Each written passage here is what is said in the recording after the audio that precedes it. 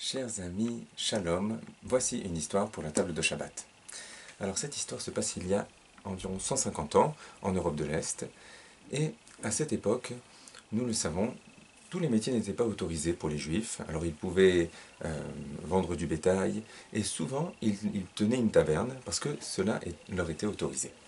C'était le cas de Moshe. Il avait une taverne et ce métier n'était pas agréable. Pourquoi? Parce que très souvent, des non-juifs venaient s'enivrer dans son établissement, et après, il fallait s'occuper d'eux, s'attacher à les faire sortir, etc. etc.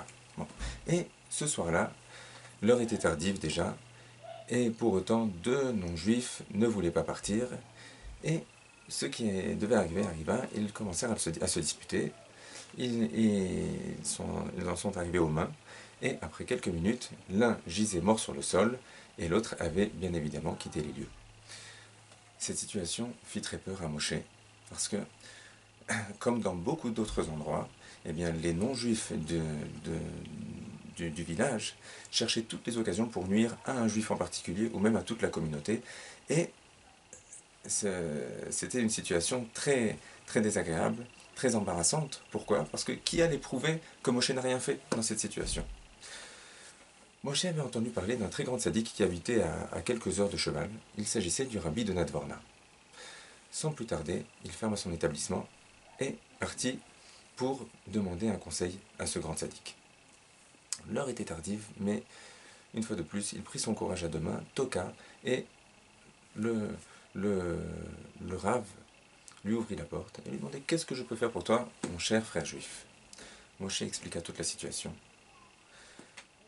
Le rabbi prit quelques instants pour prier et demander à Kadosh Baruch Hu quoi conseiller à ce juif en détresse. Et Akadosh Baruch Hu lui répondit, et comme ça, lui ensuite répondit à Moshe: « Cher Moshe, voilà ce que tu vas faire. Tu connais cette prière que l'on dit le lundi matin et le jeudi matin après la Hamida, dans ce qu'on appelle les Tachanunim, les supplications.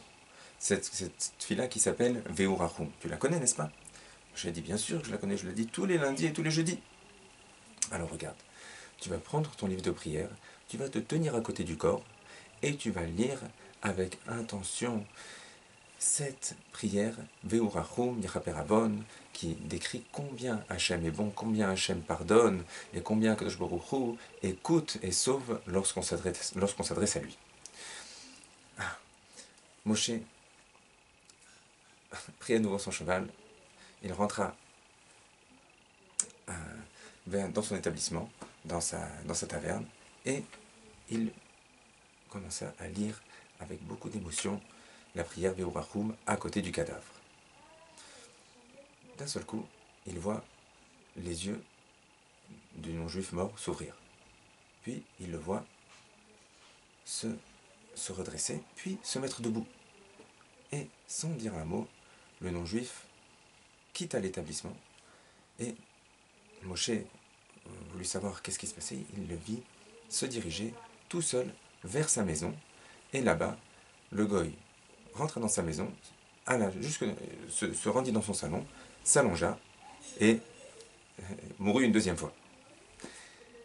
Et après cette histoire, Moshe comprit à quel point les prières que nos sages ont décrétées pour nous ont une puissance incroyable. Un très bon Shabbat et à très bientôt.